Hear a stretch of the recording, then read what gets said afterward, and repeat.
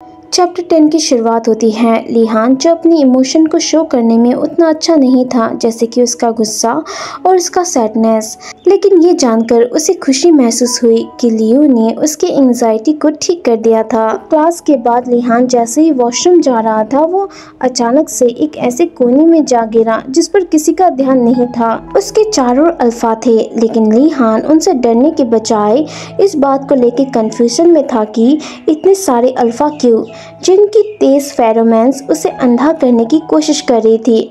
हालांकि बेटा में तेज स्मेल करने की शक्ति नहीं होती, लेकिन वो बहुत तेज फेरोमोन्स को स्मेल कर सकते हैं, लगभग फूलों की तरह।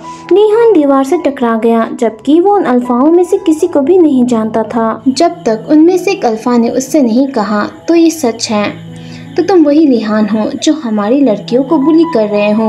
उन अल्फा के साथ कांटेक्ट में आने के बाद लिहान को जल्दी एहसास हुआ कि हो सकता है कि वो उन लड़कियों के बॉयफ्रेंड है, लेकिन लिहान कंफ्यूज हो जाता है इस बात को लेकर कि इन अल्फाओं को इस बात की ज्यादा चिंता नहीं करनी चाहिए कि उनकी गर्लफ्रेंड ट्विंस को कितना परेशान करते हैं और उनसे फ्लर्ट करते हैं। जहाँ तक लिहान को याद है वो उन लड़कियों को बुली नहीं करता था, वो ज़्यादातर उन्हें अवॉइड करता था, और जब वो लड़कियाँ उससे कुछ सवाल पूछती थी तो उनका जवाब नहीं देता था। इसके बजाय वो उन्हें रूड सा लुक देता था जो शायद इन अल्फाओं को पसंद नहीं आया। उनमें से एक अल्फा लिहान से कहता है, अब ज़्यादा बात नहीं करते, लेकिन जब तक हम तुम्हारे साथ काम खत्म करेंगे तब तक तुम अपनी सारी बुराइयाँ एक्सेप्ट कर लोगे। उस अल्फा ने अचानक लिहान को दीवार से धक्का दे दिया। अब वो अल्फा लिहान से कहता है, ट्विंस को अकेला छोड़ दो बेवकूफ़ बेटा। ये सुनकर इस बार लिहान सचमुच पूरे रूप से कंफ्यूज था। लिहान सोचता है, क्या ये अल्फा अपनी गर्लफ्रेंड के लिए लड़ रहे थे या खुद के लिए, लेकिन वो इस पर ज़्यादा देर तक नहीं सोच पाया क्योंकि उस अल्फा ने उसे दीवार से धक्का दे दिया। लिहान सिर्फ दर्द महसूस कर सका क्योंकि उसने महसूस किया कि किसी का हाथ उसके कपड़ों तक पहुंच रहा है और उसे पकड़ रहा है। लिहान समझ गया कि वो लोग उसे हरेस कर रहे हैं, लेकिन वो खुद को सोचने से नहीं रोक सका कि शायद वो लोग वो कैंडी ले रहे हैं जो व्यू ने उसे दिया था। तभी वहाँ अचानक से किसी की धमाकेदार एंट्री होती है, इतनी धमाकेदार कि लिहान के साथ जो बाकी अल्फा थे वो भी लगभग फर्श पर गिर जाते हैं। लिहान ने अपनी आंखें जो टाइटली क्लोज करके रखी थी उसे खोली और देखा कि ट्विंस ब्रदर अपनी आंखों में जानलेवा गुस्सा लेकर सभी को घूर रहे थे। वो दोनों ऐसे देख रहे थे जैसे कि वो किसी को मार डालेंगे, जो शायद सही था क्योंकि उनके फेरोमोन्स लगभग सभी का दम घोट रहे थे।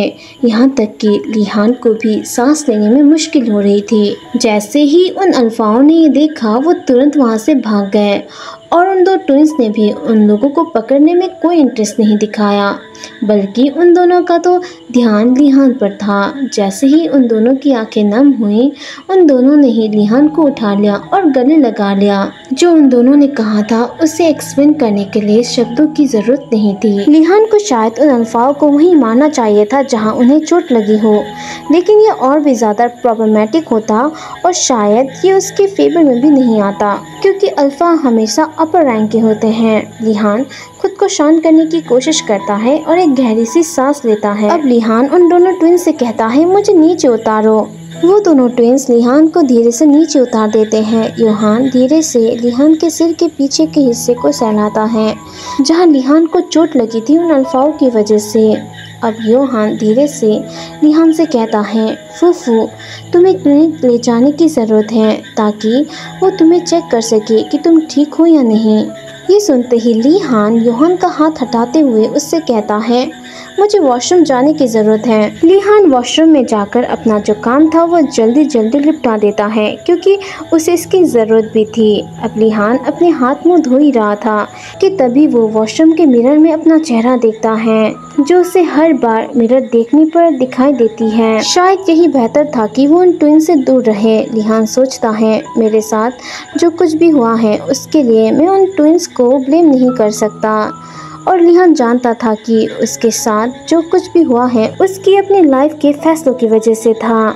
लिहान की आंखों से आंसू बहने लगे, लेकिन उसने जल्दी से उसे पोंछ दिया और खुद से कहा कि उसके पास इसके लिए टाइम नहीं है। उसने अपनी जेब में हाथ डाला, लेकिन उसे लगा कि उसकी जेब खाली है, इसलिए वो गुस्से से वॉशरूम के दरवाजे से बाहर चला गया। बाहर उसका इंतज़ार कर रहे ट्विंस ने जब ये देखा तो वो भी तेज़ी से लिहान के पीछे पीछे चले गए। योसन धीरे से लिहान से पूछता है, फूफू तुम कहाँ जा रहे हो? लिहान अपनी क्लास में जाते हुए उन दोनों से कहता है, मेरे पीछे मत आना, मैं अपनी क्लास में वापस जा रहा हूँ। लेकिन ट्विंस ने उसकी बात ना मानने की हिम्मत नहीं की, क्योंकि वह समझ गए थे कि उसकी ना का मतलब ना ही है और उसे ठीक होने के लिए समय चाहिए। इसलिए वो दो ट्विंस अपनी अपनी क्लास में चले गए। क्या ये मैं ही थी जो ये स्टोरी को एक्सप्लेन करते करते रो पड़ी अपनी इमेजिनेशन में? अब आप सभी ने देख ही लिया है कि लिहान के दिमाग में क्या चल रहा है, इसलिए नेक्स्ट पार्ट का इंतज़ार करना।